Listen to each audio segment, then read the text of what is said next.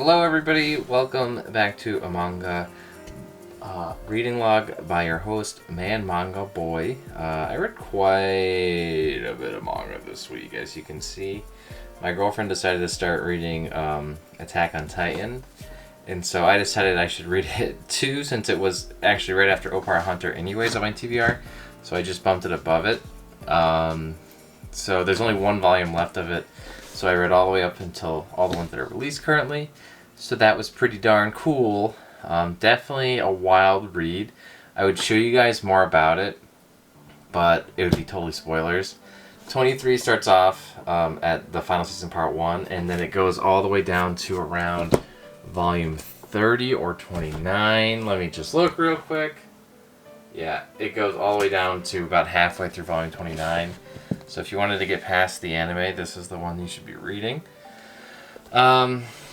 And, you know, everybody knows about Attack on Titan by now. It is a legendary series that some people say has a bad ending. So far, though, the manga is awesome. I feel like the anime missed a bunch of information that the manga has in it. I mean, maybe I'm wrong, but, you know, just feels like I was reading stuff that I haven't seen before, or information I had never heard before. But maybe it's just because, like, you know, it's a kind of a text heavy. I feel like this first half of it, you know, that was actually already adapted into the anime format from volume 23 to 29, is actually the worst of it so far. 29 and up, I think, is actually epic AF. So I feel like the final season part 2 is going to be amazing. I can't wait at all. This is like a sick cover. One of my favorites. This is like reminiscent of the Revolutionary Army, because they're a Revolutionary Army. And then this is the most recent one that's come out so far. 34 will be the last one. I definitely recommend Attack on Titan if you guys have never read it, but I mean, let's be real. You've all heard of it. You're reading it if you want to read it. You're not reading it if you don't want to read it. It's just one of those series where it's a little polarizing, but it's so good that the people who want to read it have already read it, or they're just waiting for the anime to come out. Gigant Volume 5 by Hiroya Oku. This, I can't show any pages really either because it's got a lot of boobs in it. But yeah, you can see some of the back pages. I know that they're, you know, safe. But this is pretty sick. It finishes up the battle of Popiko versus the Gods of Destruction, so that was awesome. It also shows like the force where she got her watch from show up at the end and start to save the world. This is epic as always. I love Hiroya Oku's works like pretty much every time. I still haven't read Inuyashiki yet, which I really need to, but I'm just waiting for it to go on sale. And Gantz I've read like half of, and it's really good. So definitely check out this series if you guys are a fan of it. But definitely an 18 plus warning sticker for you guys. They say 17 plus, but whatever.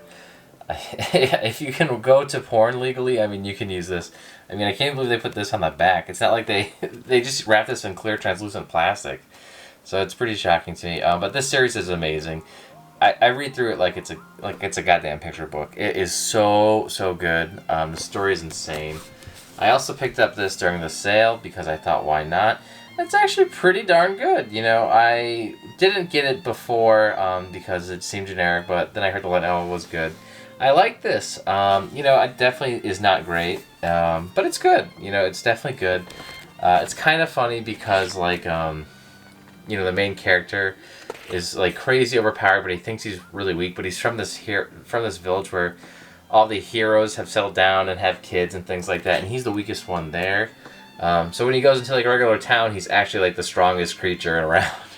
And a lot of people pick up on that really fast, but some people don't get it because he's so strong and so good at things that like he uses ancient magic that people have thought died out, and so like they don't recognize it, and they think that they're just natural phenomena happening, you know, that he says will happen, but he just like looked at the weather report or things like that. Or like some guy weakened something before him. So it's pretty funny. I definitely recommend giving this a chance if you guys were ever turned off by it. And you're, you know, a fan of, I mean, it's not even an isekai, But if you're a fan of like when the hero is like really overpowered, but he he is still like really lovable, you know, so if you're a fan of that kind of a trope with the overpowered hero, you'd like this probably. He's so strong that he saves a girl from a curse.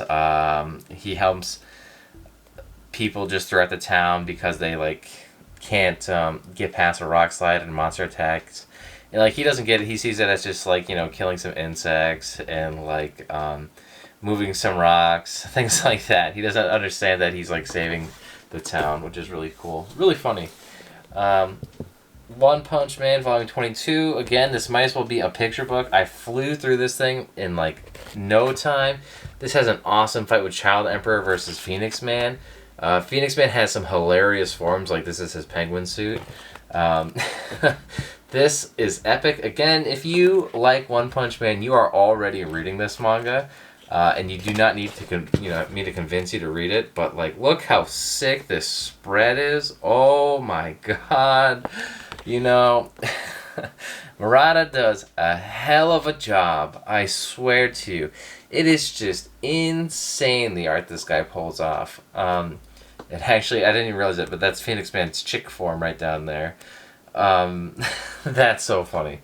So definitely recommend checking out this, this volume if you guys haven't heard it. This is like a huge point in the well, actually, you know what? It's story-wise, it's actually like a side story during the monster invasion arc, where they're invading the monster's hideout. And so, like, it's hard to believe that this side story is so epic. I loved it. Saitama finally gets involved in it, and he does, like, next to nothing, which is hilarious. Because he's just there to watch Child Emperor to make sure he's okay. And, like, he can handle himself, so Saitama's just, like, there's backup. And Child Emperor, of course, thinks that like he's saving Saitama. It's hilarious. So that's actually kind of like, suppose a kid shows up from the boonies. That's so funny. Demon Slayer Volume 22. I'm probably not going to also show any pages of this. This is an epic volume. People said that this was like a pretty bad like ending also, but this final fight so far has been sick. You get to see like snake style and flower style and water style and wind style and all of this other stuff kind of like collide in one battle. And Tanjiro's just trying to like unlock the last form from the sun breathing technique. So it's really awesome. So far I actually am really liking this ending, so I hope they keep it up. There's only one more left. For those of you guys waiting for the box set, I'm jealous that you're going to be able to read 23 right after 22, but like, man, once I started I couldn't stop. Dragon Ball Super Volume 13. This draws us really close to the end of the Moro arc, so this is the penultimate volume, I believe, before Moro arc ends. This shows that Goku is far stronger, and it also shows off that Z Fighter's fighting and defending Earth, which I thought was awesome. I mean, because we don't get a lot of that anymore. And you can see Krillin can shoot off multiple Destructo Discs. You get to see Krillin's sick after image technique. Vegeta and Goku come back from their training in this volume. It is awesome. I mean, you definitely got to check it out. Even Ultra Instincts make their return in this, so that was sweet too. Fire Force Volume 23 kind of is pretty much picking up the pieces from the end of the fight last time. But the main highlight is actually Hibana going back to the orphanage. And also King Arthur, well, the Night King Arthur rather, showing up and trying to get Excalibur back because in the last fight it totally disintegrated. So he's trying to find a material to make a new Excalibur out of with Vulcan. And that was awesome too. It was just so sick, so funny. This manga is really good at comedy. We also get to see the Fire Force kind of retreat on these sweet broomsticks. And we get to see Moonlight Mask Man kind of take it fight, which is pretty funny. Everybody knows exactly who he is like right away, which is hilarious. But yeah, this has been a great read. This is like, honestly, I really am liking Fire Force more and more as I read it. At the beginning I thought it was only okay, but like, man, Fire Force is so good. If you were ever on the fence of Fire Force because of the beginning, just pick it back up. I don't care if you watch the anime or just read it. It is so good. It's gotten way better than it ever had been in the past. In that volume, actually, the mangaka says he's planning it to be the last one that they write. Atsushi Okobo. That's going to be, I guess, the last manga from them. I also read Popteen Epic. Popteen Epic is just a 4-koma, and it shows tons of comic about pulp culture. This is also the last volume of Popteen Epic. I've read it before, the first volume a while ago. It's hilarious, but it's just a 4-koma, so don't go in there expecting too much else. If you guys haven't seen the anime, it's very similar to the anime. The anime I thought was hilarious. If you like Tim and Eric or I Think You Should Leave, the TV shows, then this is going to be your kind of comedy. But it's just funny, spastic humor. Lastly, I read Raw Hero. Again, another volume I probably can't show you any panels of, by the same author who did Prison School. This is a hilarious series. See, it's got the M on it as well. This series is so funny. Pretty much the plot is the main character's broke, so he finds this company. This company works for superheroes, and they're trying to infiltrate the villains. And the villains organization is called Self. Self is just completely run by these incompetent morons who are just man children. It's pretty funny because they make the villains seem like this huge threat, but they're not. They're just these idiots. And he just has to spy on them. And they don't even do anything that villainous. Literally the villain's idea of villainy is putting up some poster and littering, And the superheroes will come through and beat the shit out of them. And it's ridiculous. And so the main character kind of sees that and starts to go a different way about it. But he also finds these, girls he likes to date. So he's trying to date her, and he's also trying to provide for his family. But in order to infiltrate the Self, he has to dress up like a woman. So he's a cross-dresser.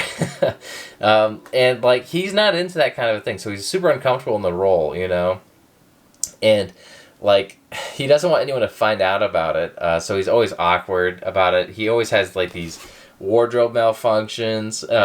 It's pretty funny to see it happen because he's a total amateur cross-dresser. So he finds himself in some saucy situations. I definitely recommend reading this if you are any fan of Prison School. It's got that same sexual tension as before. And